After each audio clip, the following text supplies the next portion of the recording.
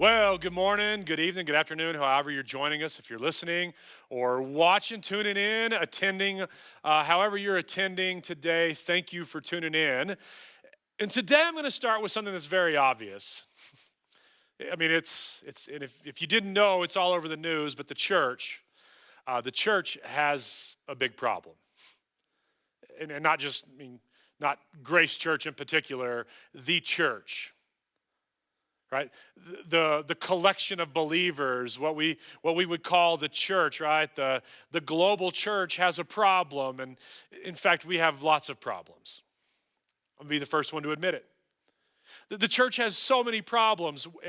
They range from silly problems that are not global but still bad, from exclusivity and groups and people being mean and nasty and just bad, and then all the way to the ones that you've probably heard about more, sexual scandals, sex crimes, cover-ups, murder. I mean, the list goes on, and this isn't anything new. This isn't anything new. This isn't anything that is also undeserved.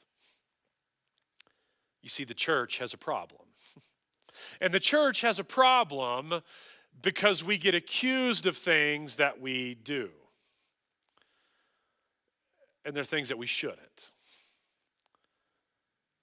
And so maybe you've experienced that. Maybe you're one of the people that we are trying to reach out to. Maybe you're one of the people that would stand up when I say, hey, if you've been hurt by church, stand up. You would stand up. Or maybe you wouldn't, and you just have been because you don't want to stand up when a pastor asks.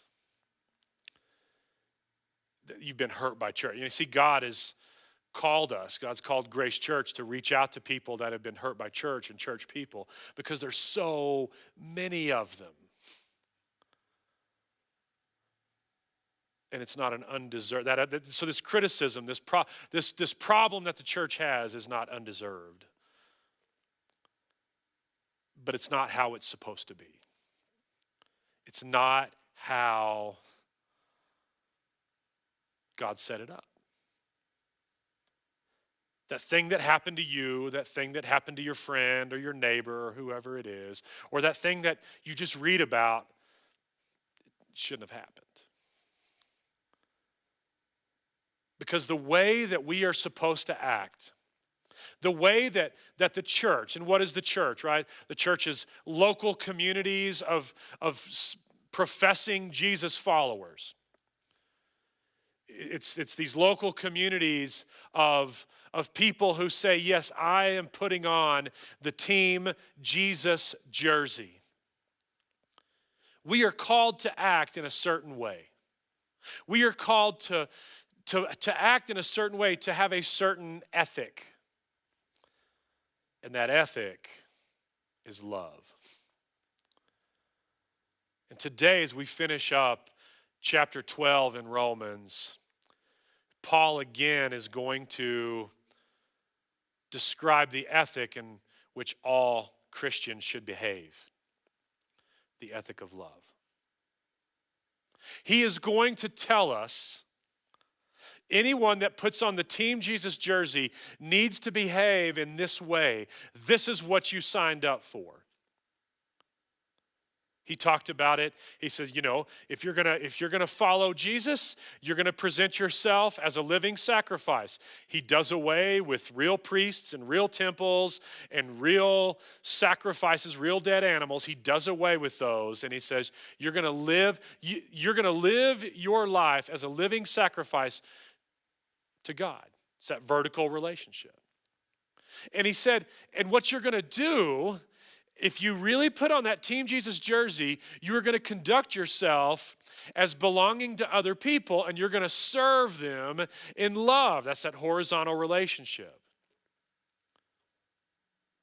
And what he's going to say is that everything that you do and all that you are, right, if you are really, really, really a follower of Jesus and you have that Team Jesus jersey on, then you are going to act in love. and he's going to describe it. He's going to describe it. He's going to give this moral imperative. Basically, he's going to say that love should be the defining factor in every relationship that you have, if you're a follower of Jesus. That love should be the defining factor in every relationship you have, whether it's God, whether it's your mom, your neighbor, the person you go to church with, the person that lives across the street, the person that checks your groceries, the person whose groceries you check, right? That love, if you have the Team Jesus jersey, love should be the defining factor, should be the defining quality in that relationship. Now, this is pretty common. You see this in Corinthians 12, after Paul gives a list of all the gifts. And say, here are all these spiritual gifts. Now use them to serve other people. He's just done this in Romans 12, this middle part of Romans 12. We get the famous chapter in 1 Corinthians 13, the love chapter. And it's really not for weddings. It can be, but it has very little to do with matrimony. It has everything to do with the ethic, with the moral imperative that love should be the defining factor of every relationship that you have. It should be the defining motive of everything that you do. And we see this again. It's repeated in Romans where, the middle part of 12, it's gifts and you don't have them for you. They're for everybody else. And here is now the ethic, the moral imperative of love. And so read along with me. Romans 12:9, it says, let love be genuine. Who wants fake love? Who wants fake anything? Especially fake love. And he's going to say, let your love not be fake, let it be real. And so here he's going to explain how that happens. Abhor what is evil, hold fast to what is good. So reject what is evil, embrace what is good. This goes back to Romans 12, 1 and 2. You're gonna renew your mind by not conforming to the world, but being transformed by the renewing of your mind. Right? You're going to do that. And he's going to say, love one another with brotherly affection. Outdo one another in showing honor. He's going to say, it's not about how you feel, it is about what you do. Because love is always attached to an action. Like the great theologians of DC Talk says, love is a verb. You are to outdo one another in showing honor. Right? I mean, imagine what the world would be if we tried to outdo one another in showing honor. He's going to say, but don't just stop there. He's going to say, do not be slothful in your zeal. Don't be lazy when it comes to your zealousness. Like in zeal, is how excited you are and how amped up you are and how ready you are to get started. He's going to say, be fervent in spirit and serve the Lord. You see, Paul has never lacked zeal. He describes it many times about how he has been zealous. Now, his zeal was not always rooted in love. When he was zealous for it, as a Jewish person that hadn't embraced Christ, his zealousness led to the condemning and the murder of other Christians. That's zeal. That's zeal. That's him being active in zeal, not being lazy in zeal. Right? That's him being fervent in spirit, but that is not him serving the Lord, right? Showing one another honor. And he's going to say that you and I are going to rejoice in hope, be patient in tribulation, and constant in prayer. I mean, he is going to say, okay, you're going to be so devoted to one another. I mean, regularly devoted to one another. If you are not regularly showing devotion to another brother or sister in Christ, you're not doing what Paul says. if you are not regularly serving other people, if you are not regularly serving others, your love is not genuine according to what Paul says. He says you are to spend your life honoring others because the fundamental principle in every relationship should be love. And he's going to say, rejoice in hope and be patient in tribulation and everything that you do, right? Be constant in prayer. This is a similar formula from back in chapter 8 of Romans. He's going to say, look to the future. Look to this future hope that we have, that we're going to reign with Jesus. But in the meantime, when things are hard, persevere. Be patient. And no matter what's going on, whether it's good or bad, be constant in prayer. He's going to say, this is how you live. This is how you live. Contribute to the needs of the saints in verse 13. Seek to show hospitality. So this word hospitality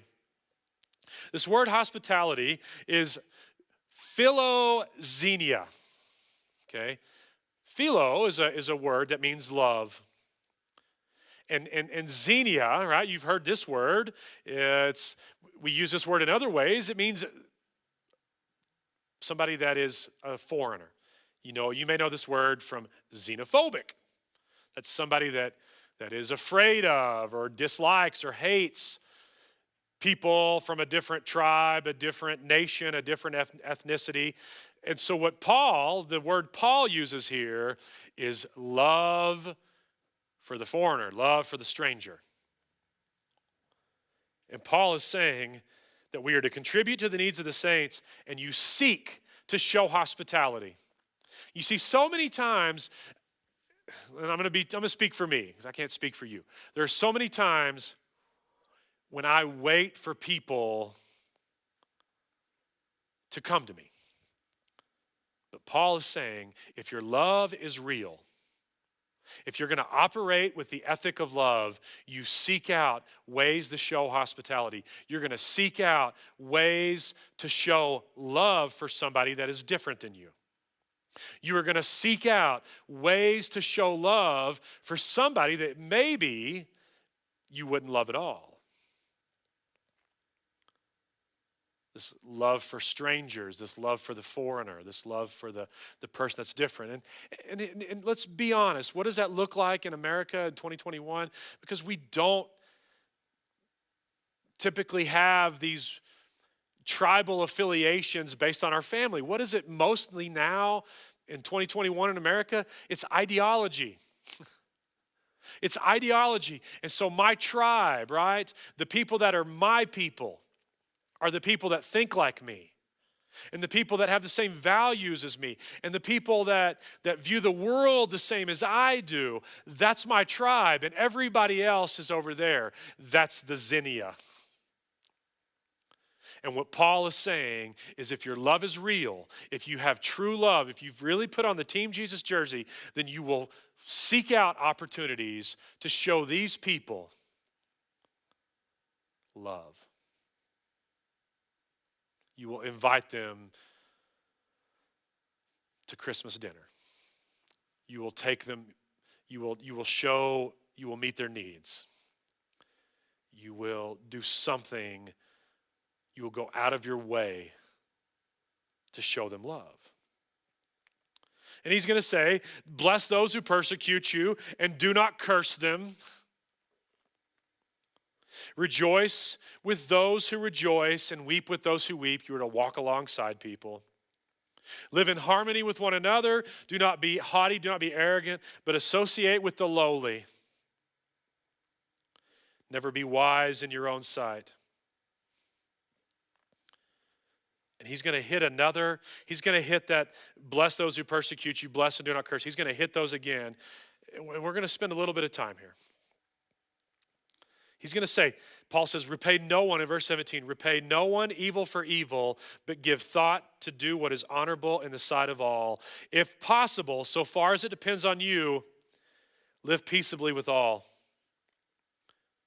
Beloved, never avenge yourselves, but leave it to the wrath of God. For it is written, vengeance is mine, I will repay, says the Lord. To the contrary, if your enemy is hungry, feed him. If he is thirsty, give him something to drink, for by doing so you will heap burning coals on his head. Do not be overcome by evil, but overcome evil with good. You see, Paul spends so much time and says, listen, here is how you live when your love is real. Here's how you show true love. Here's how you operate with an ethic of love. Here is how you let love be the defining factor in every relationship. The way you treat them, right? You're going to bless people that treat you poorly. You're not going to curse them. You're going to bless them. Now this is the hardest one of all for me. The people that wrong you, you're going to bless them and not curse them. Right? The guy or the gal that cuts you off on the freeway, you're going to bless them and not curse them. The man or the woman at work that treats you terribly, whether it be your boss or a coworker or the subordinate that rips you off, you are going to bless and not curse. Now, don't get me wrong. You're going to keep your boundaries, but you're going to bless and not curse. You're going to bless and you're not going to curse. You're not going to repay evil with evil. Now, let me tell you, I'm a really nice guy. I know, it's hard to believe. I'm a really nice guy until you punch. And then I'm a counter puncher. Right? You punch me, I punch you back. I mean, that's the way I've kind of always been. I don't like getting in fights. But I don't shy away from them. I'm not always on the attack. But man, get between me and one of my kids, or get between me and somebody I love, or get between me and get between me and my ego. Get between me and my feelings. And I'm coming at you. And what Paul is saying is that when that is your response, your love is fake. Your love is not genuine. You are acting outside of this ethic of love. That when you repay evil for evil, and when you try to avenge yourself, you are not acting in accordance with love. That love is not the defining factor of that relationship. You see, for the Christian, the fundamental principle is in regard to vengeance is let God handle it. Right? Whenever someone wrongs you, the fundamental principle for a Christian is leave it in the hands of God. And you know how much I like that is 0. Like I am a strong-willed, independent Texas boy. I don't like leaving vengeance in the hand of the Lord, but that's how it is. In fact, not only do I not like doing it, I like an eye for an eye is gracious. And let me tell you, in the Old Testament, whenever an eye for an eye came about, it was the gracious thing to do. Because we read in Genesis 4, we read about this guy named Lamech.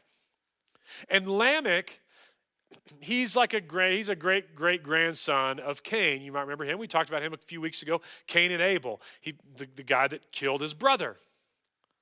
Right? Abel offered up a good sacrifice. Cain killed him. But then God casts him out. And Cain pleads with God and says, have mercy on me. People are just going to try to kill me because I killed my brother because he was a righteous guy and I killed him. And they're going to kill me. And so it says that God put a mark on him that let everyone know if you kill Cain, you are going to be avenged sevenfold.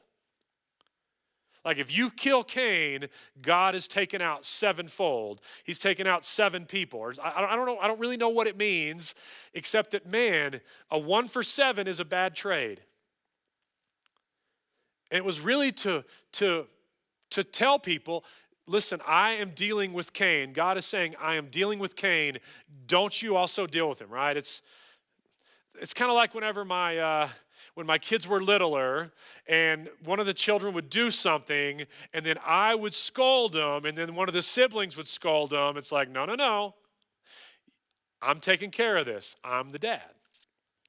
You're the brother or sister. You don't get to take care of it. And I think that's what God was doing. But Lamech, we read about that Lamech one day comes home and he has 2 wives and he tells his wives, let me tell you, I've killed a man that has wounded me. There was a young warrior who wounded me, and so I killed him. That's not eye for eye. That's, you punch me, I'm going to stab you. You stab me, I'm going to shoot you. You try to kill me, I'm going to kill your whole family. And you know what? Deep inside of me, I love that. Deep inside of me, that's how I want to function. And he says to his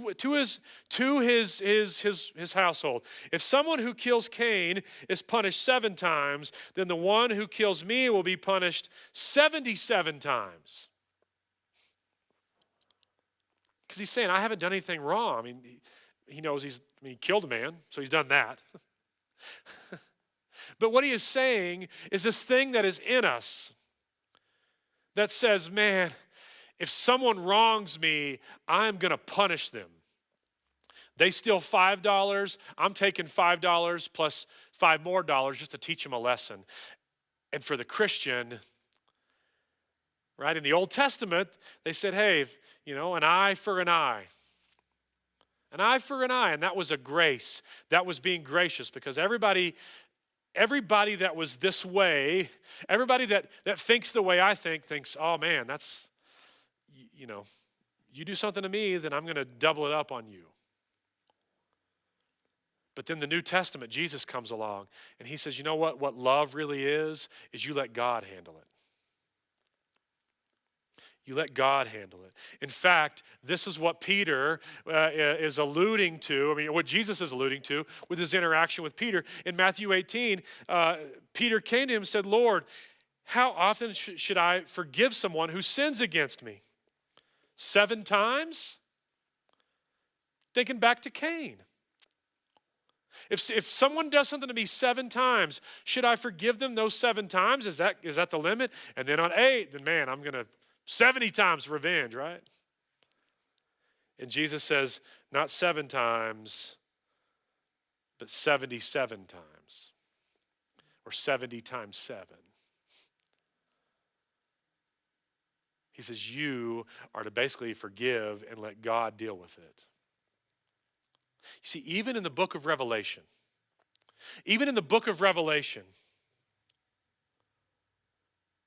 whenever there's so much persecution against Christians, whenever there is so much going against them, the message of Revelation is not, let's get ready to rumble.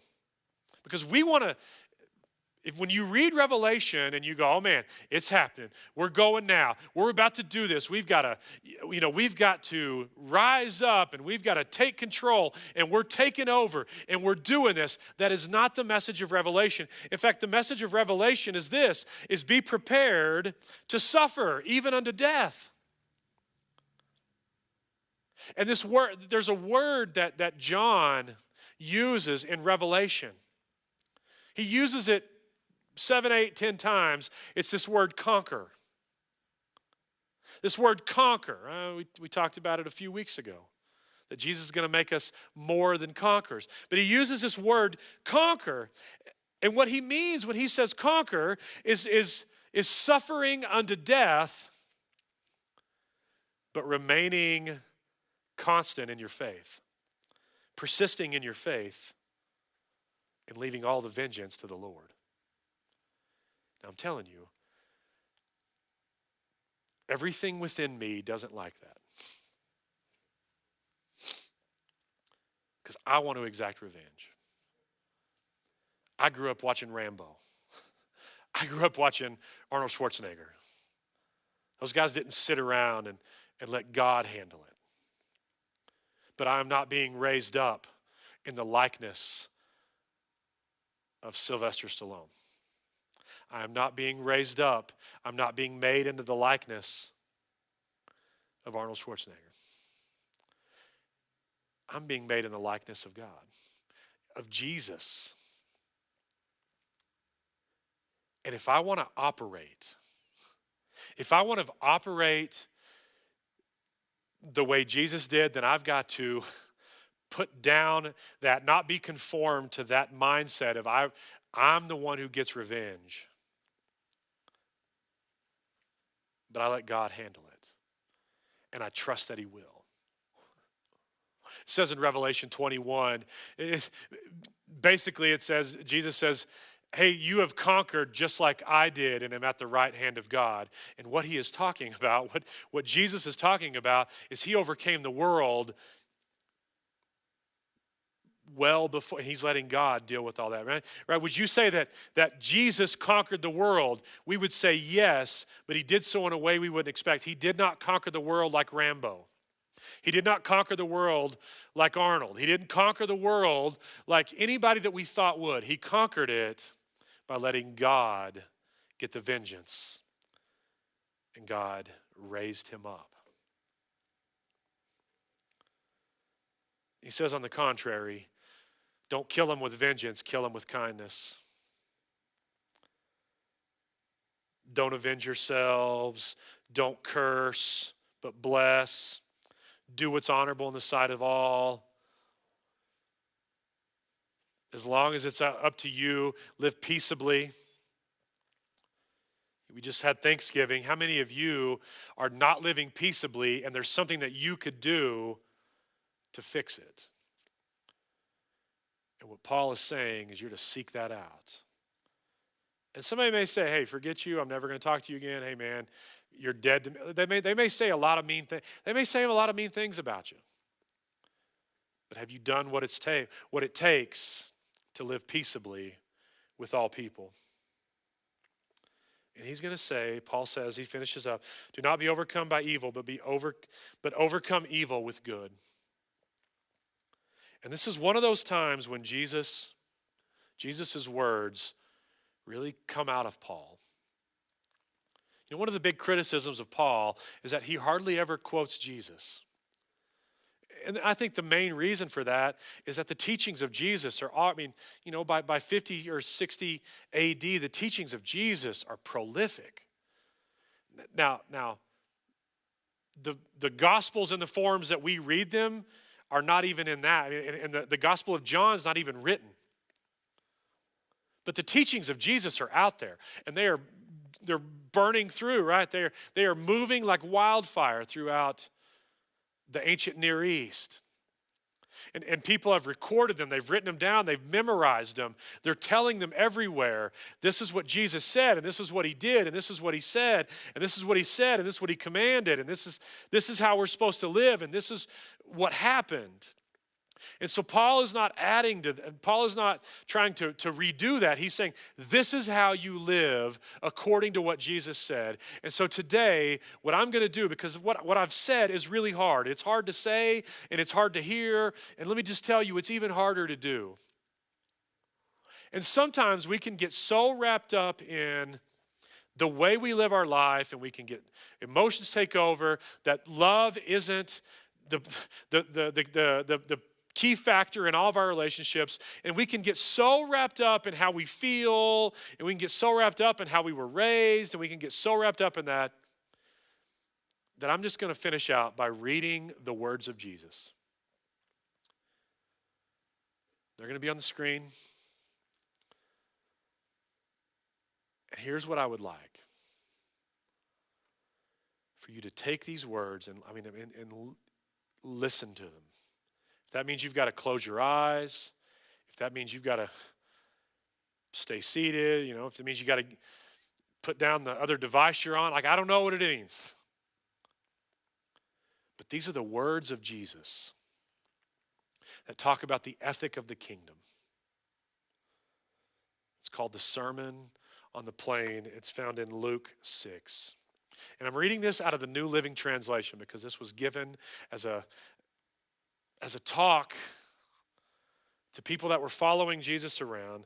And it says, when they came down from the mountain, the disciples stood with Jesus on a large level area, surrounded by many of his followers and by the crowds. And there were people from all over Judea and from Jerusalem and from as far north as the sea coast of Tyre and Sidon. And they had come to hear him and to be healed of their diseases. And those troubled by evil spirits were healed. Everyone tried to touch him because healing power went out from him, and he healed everyone.